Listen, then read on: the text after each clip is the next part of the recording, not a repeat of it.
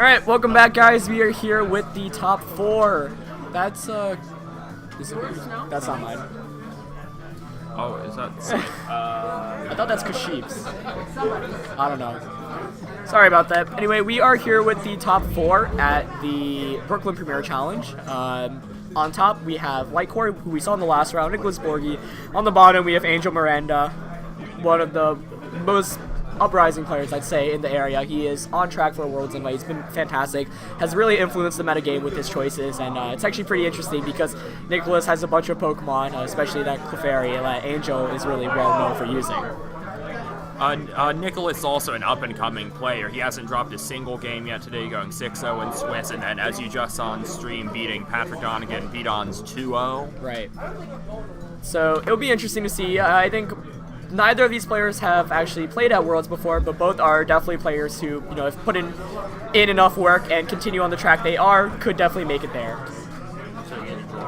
This is a really big tournament for Angel, though. He's a player who wants to obviously max out on Premier Challenge wins for those championship points, and a win here would be really, really big for him. So I'm sure Angel would like a win right now, because when you're in contention for a Worlds invite at this point, anything below a win is a finish you'd really want to place ideally.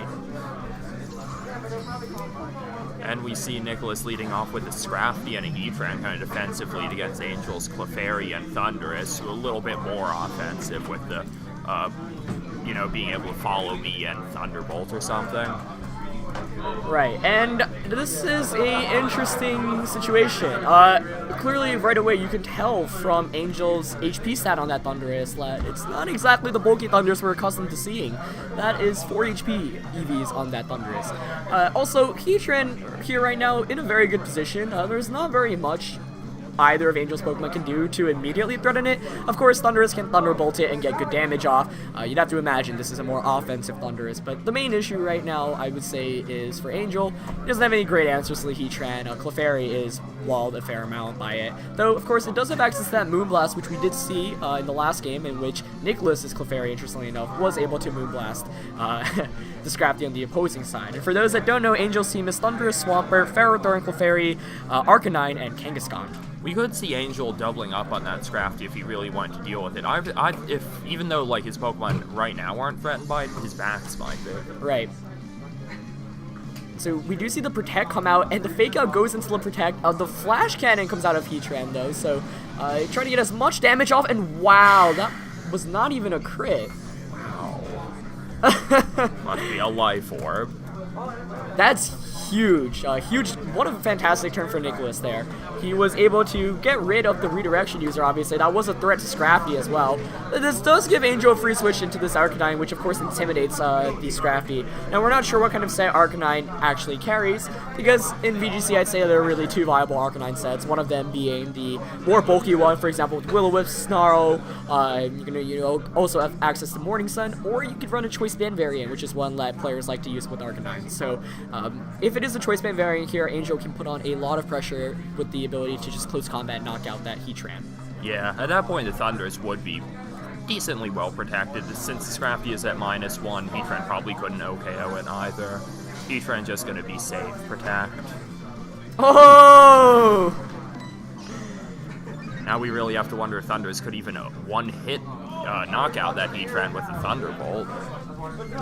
Oh, wow.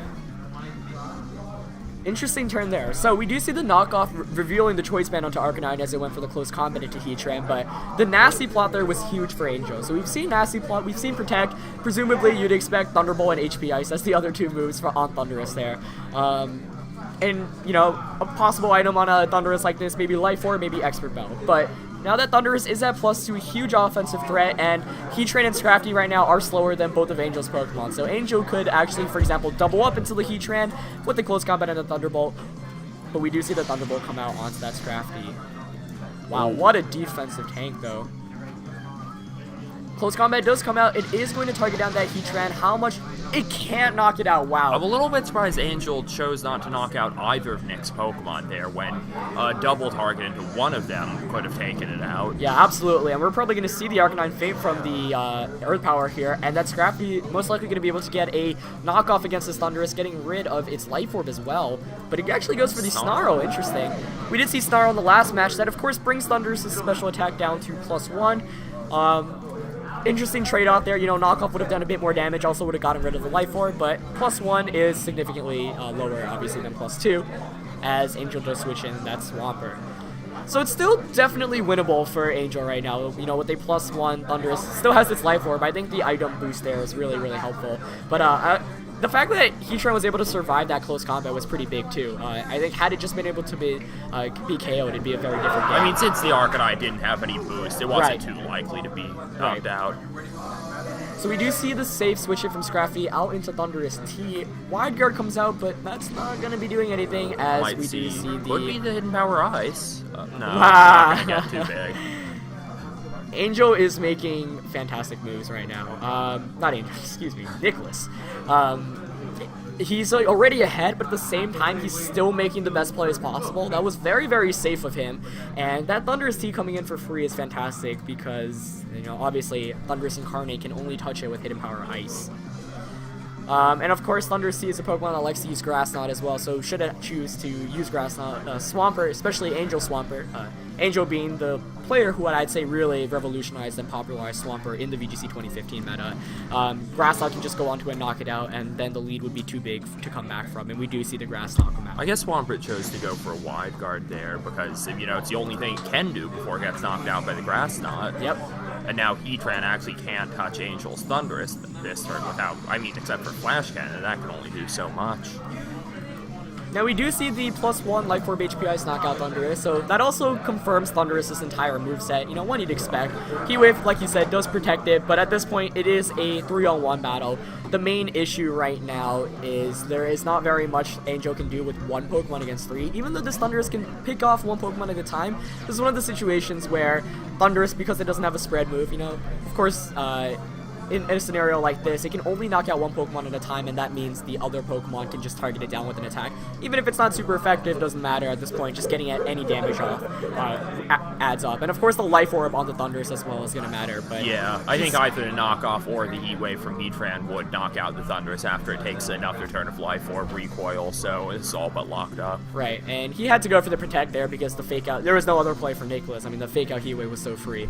So we are going to see how this plays out, but that survival from Heatran was really clutch, and one way, if the Thundurus somehow managed to survive this Life Orb Heat Wave, is that the Heatran would go down, and if Nicholas's last Pokemon was, for example, Salamence, you could HP Ice it for a KO, but Salamence does outspeed it, and that's not going to be enough. Thundurus, not very bulky, goes down to that Life Orb Heat Wave, and Nicholas, Heatran also fainting, but he is going to take a pretty decisive Game 1 victory here. I thought he played fantastically. Yeah, like the 4-2 that we saw within the first few turns really did mean a lot for Life Orb's momentum there. He had the Pokemon to clean up at the end. Absolutely, and he got a lot of important knowledge from that game as well. I think one of the merits of Angel's team is you kind of rely on using these strategies that a lot of players don't see coming. You know, when you see a Thundurus in team preview, you often assume, oh, it's probably just a bulky Thundurus since that's the most common set. When you see an Arcanine, you don't know exactly what it has. Maybe Rocky Helmet. Right, so the bulky set, but now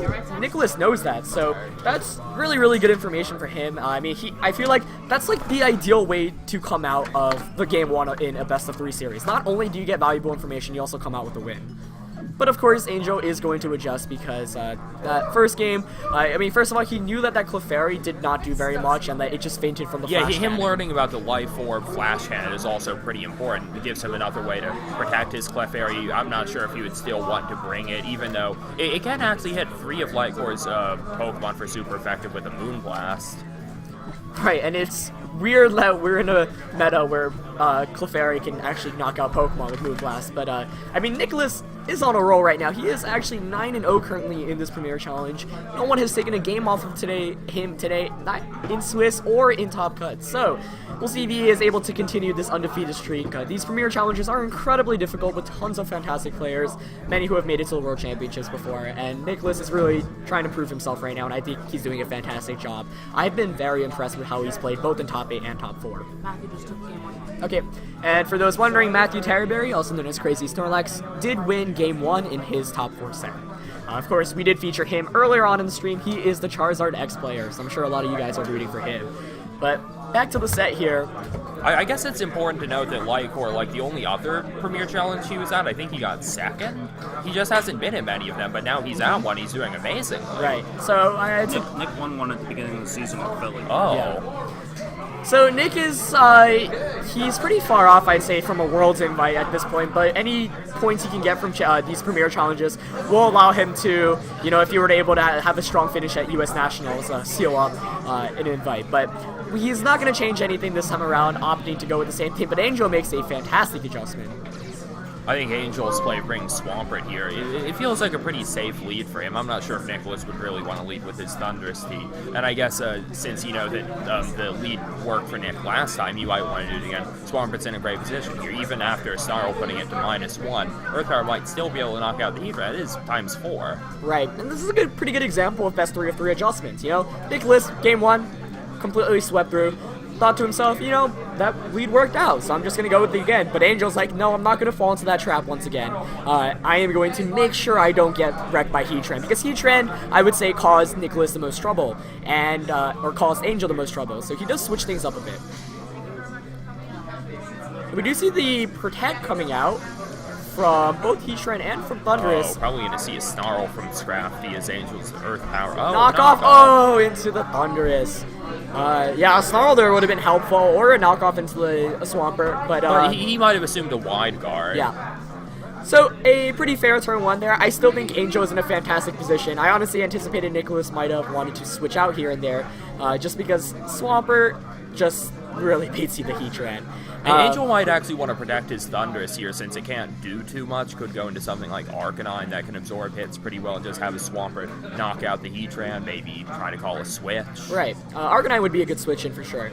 Thundurus could potentially try to get a nasty plot off, but the thing is, it doesn't want to take too much damage. I think Thundurus revealed itself. I mean, it was a very crucial member. If you look at Nicholas's team, he does not have many great answers to a +2 Thundurus, but we see the wide guard come out of the Swampert as nasty plot. Wow. Very setup turn here for Oh, good. for Angel, but it works out really ideally. Yeah, because wow. the worst thing that could happen to a Thundurus behind wide guard is a knockoff or a Snarl, and neither of them happened. That was Well, the Snarl did, but it got wide guarded. That was a great turn by Angel. I mean, at first it looked a bit questionable because the knockoff into Thundurus was definitely potential, but I guess his thinking was I'd still get my Thundurus to +2, and now he is just in a fantastic position. Like, he was in a good position right from the start with these leads, but it's looking even better right now. I also think it's really important for Angel to know that that's a Life Orb Heatran, might not have anything in bulk. I'm confident that the Life Orb +2 Thunderbolt could take out the Heatran. Right. And that is really impressive play by Angel. I mean, it was relatively safe. Like I said, the worst thing that could have happened was he got his Life Orb knocked off. But we're just going to see another wide guard here. And another nasty plot. I am amazed that Nicholas has not pulled out a switch in this game. I did that through Heat Wave. Okay, we do finally see the knockoff. On a Swampert! Oh man, maybe expecting a Protect from Thundurus there, but At this point, the Thundurus can probably knock out the Scrafty in one hit, while the Swampert It is wide at guards to +4 protect its friend special Thundurus attack. again. with that Life Orb boost, like, I think from the start of the game, I mean, the fact that Nicholas is not switching here is kind of concerning because it probably indicates that he doesn't have any great Pokemon in the back to switch into either. Yeah, because that Heatran is only doing so much for him here. Same with Scrafty. This is just destruction right now. We do see the Clefairy come in for free, and we finally see Scrafty switch out, but maybe a bit too late right now. And it is going to be But Thunderous Thunderous coming is in. a pretty smart. Yeah, It and- doesn't absorb anything.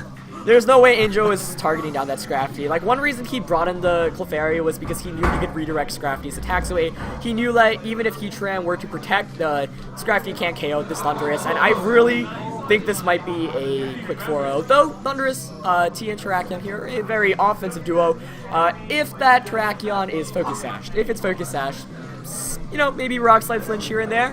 Rock Slide, if it can KO. Though, I mean, it's really difficult right now. It's like, Angel has put himself in such a good position right from the start, and the fact that Nicholas never decided to switch was really, really bad. But he does make a good play here, goes for the Volt Switch, doesn't protect with Terrakion either. So this is going to be a lot of free damage. But Angel's probably going to be able to check off any potential Focus Sash with a Moonblast at this point. Right, so a flinch here could maybe put Nicholas back in this game, but I mean, he is staring down a +4 Thunderous right now. But we do see the Rock Slide come out, does connect with this Clefairy. Let's see how much damage it does. It's also really important to note that Angel protected that turn, so next turn, Nick is free to do something like Fake Out plus Rock Slide, which would almost certainly KO the Thunderous. And Moonblast does so much damage there. The fact that Clefairy itself is a huge offensive presence in this game is fantastic. I mean, I think it's a testament to where we are in the VGC 2015 metagame, where fighting types are very, very common. You know, Scrafty, Terrakion, Conkeldurr, Hariyama.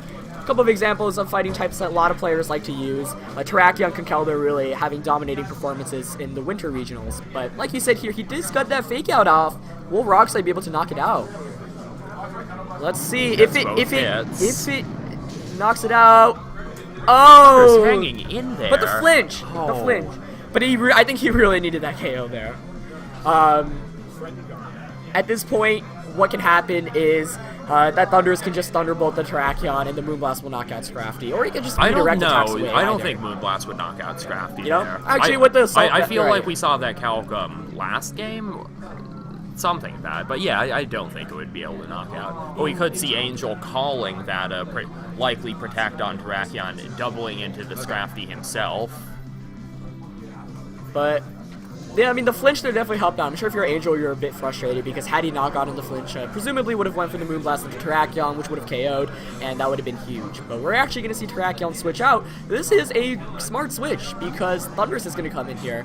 T-Bolt into the Scrafty. Not going to fall for it, and that is going to... I was not actually expecting the one-hit knockout in Scrafty, even though the Thunderous is I mean, KO'd it is by a- recoil. Clefairy's able to... It's going to be a Moonblast into the Thunderous to get some damage off. Great play by Angel. I mean, things were looking a bit scary there, and if Nicholas pulled out the switch from Scrafty into Thunderous and went for the Rock Slide, I think he actually could have won this one, despite how good Angel's lead was. But at this point, Angel needed to make a really good play there, and he made the perfect play, really. Going for the KO into Scrafty, opting not to target down that Terrakion, and now things are looking pretty bad for Nicholas. I mean, they were bad from the start. But it was I think it said something like it was still possible for Nicholas to come through, though it's actually not over because he can still win with Rock Slide flinches. But the thing here is Thunderous is going to be locked into an attack, and he's got to lock himself into Grass Knot if he wants to beat the Swampert in the back, or he could rely on Rock Slide flinching and whatnot. But we're gonna see a helping hand. What happens? Extreme speed! Nice! Snipe the Thunderous? And it does knock it out. Here. Great play there. Angel's Choice Band Arcanine pulling out all the tricks there. And that prevents any Rock Slide shenanigans from even happening in the first place, as Rock Slide actually doesn't even knock out the Clefairy Bolt. But at this point, we have a Swampert in the back that Nicholas can't touch without going for a close combat, at which point the Swampert wouldn't be flinching or anything, and he's just going to forfeit that game, win for Angel.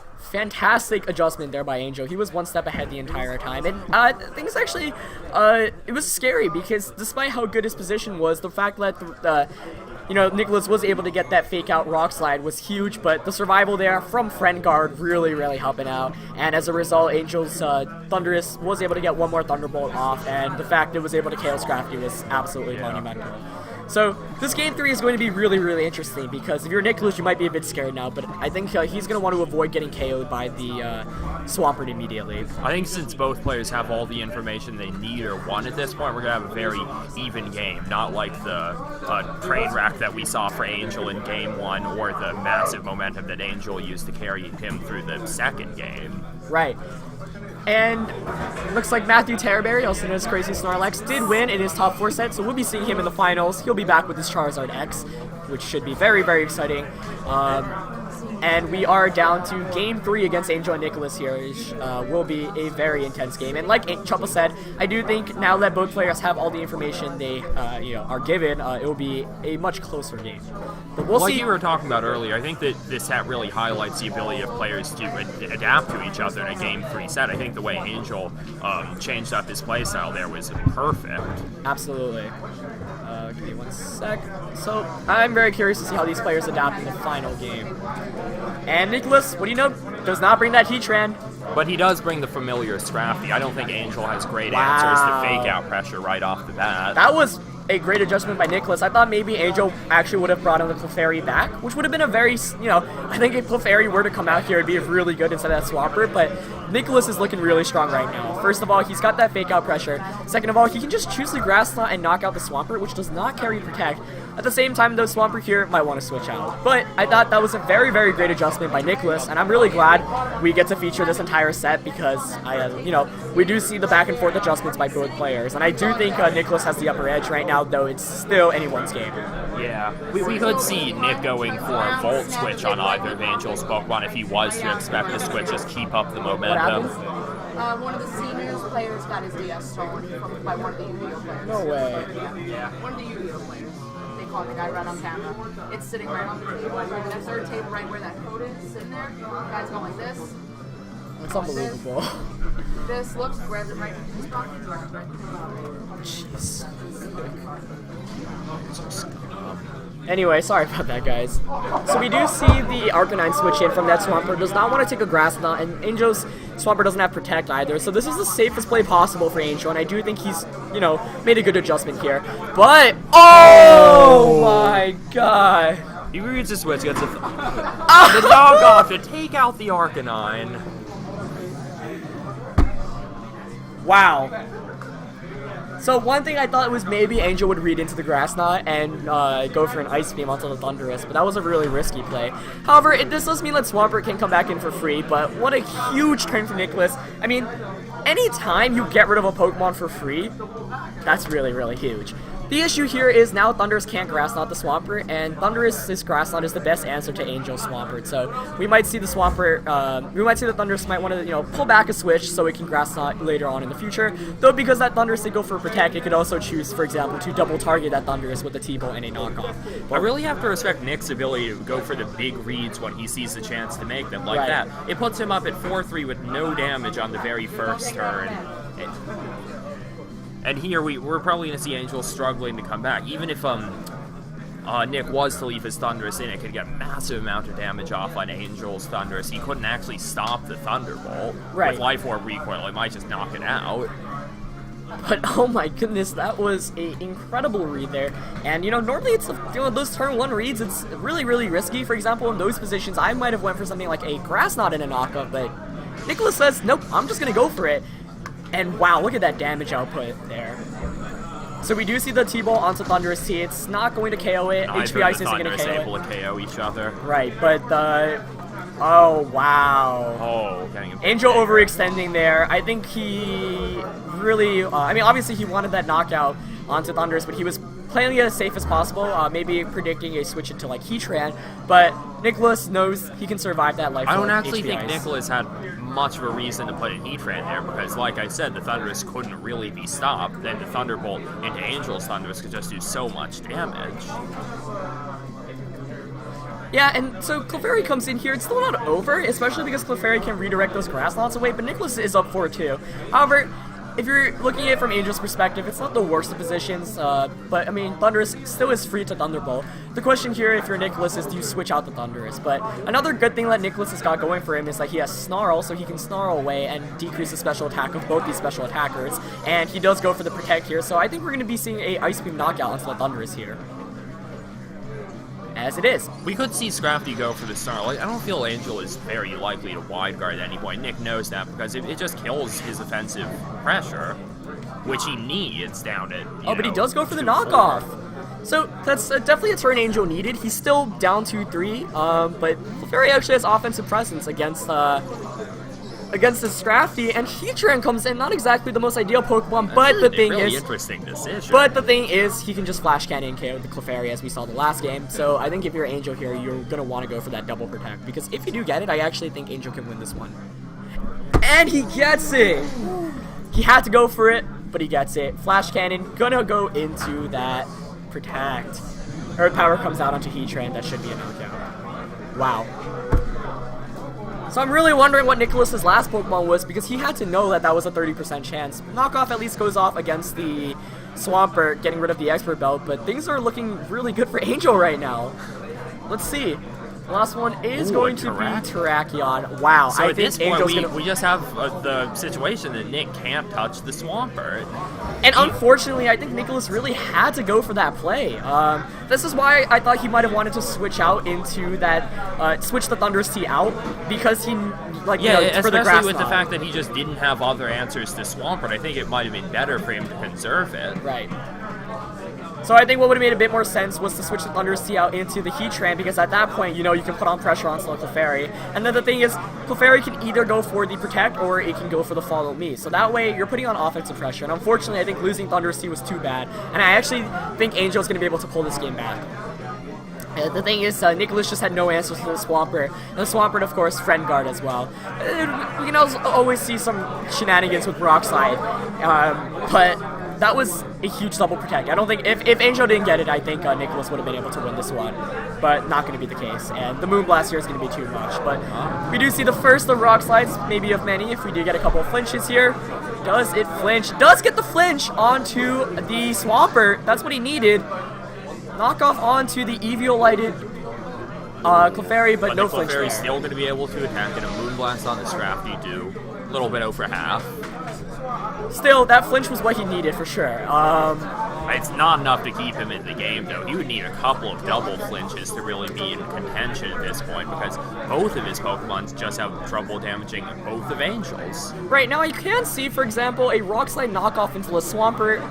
Swampert flinches. A double flinch here could actually turn the game back into Nicholas' favor, but he's obviously playing for flinches.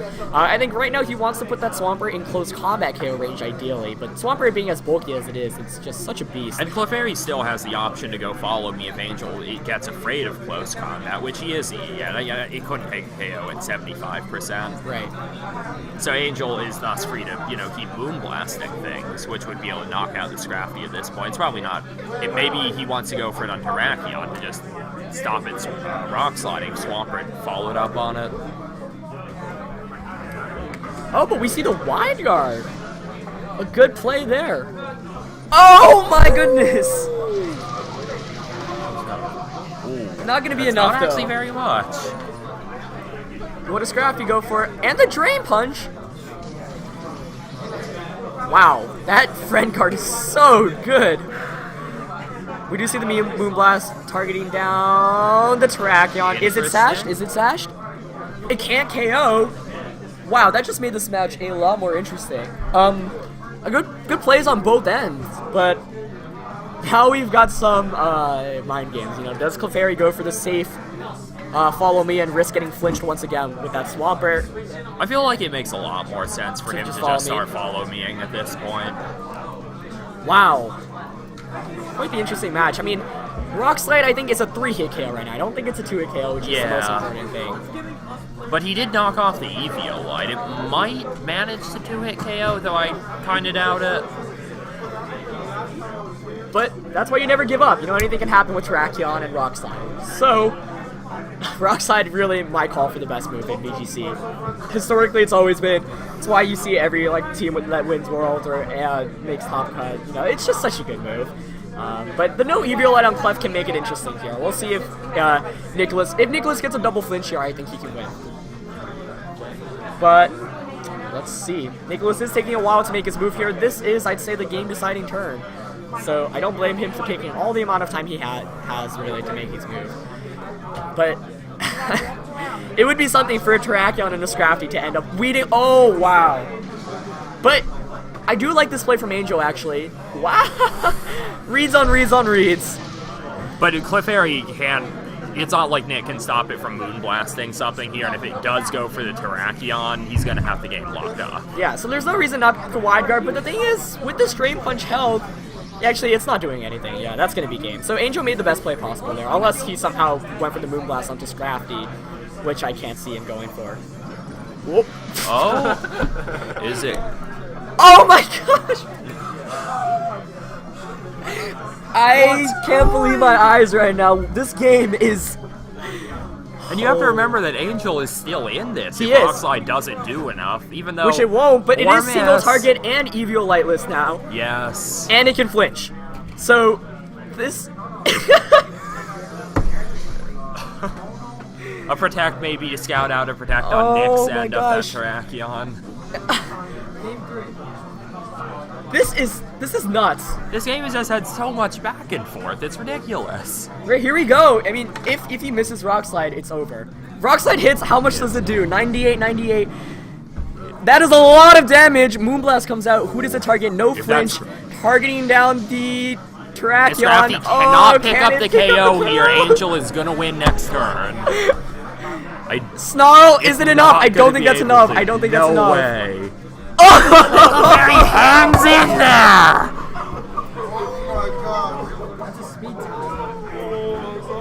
It's a speed tie too. It's not over. Wait, it's a speed tie. A literal 50-50! Oh my god. Oh my gosh.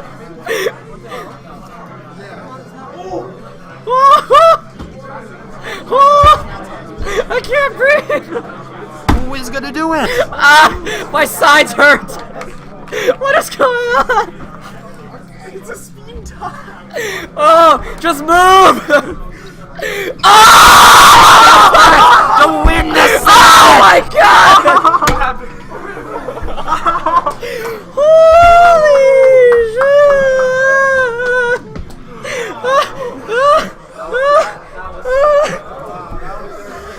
After so many amazing reads on both sides, What the game the comes down to a 50-50 that Nicholas wins. I need to take a breath. I'm still gonna commentate. Alright guys, as you can see, Aaron is now having a heart attack. Just gotta make sure I had my DS because I was scared mine got stolen as well. Oh my god! Somebody hold me. That was the most amazing series.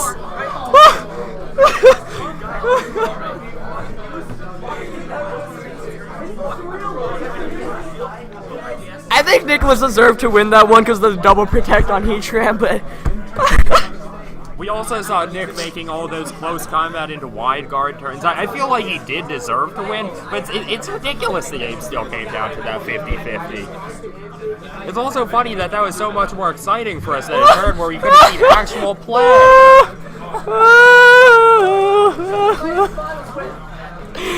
That was amazing. Okay, I'm good. I know, right? This ran really fast. Good. Go home. Oh, okay. All right, guys.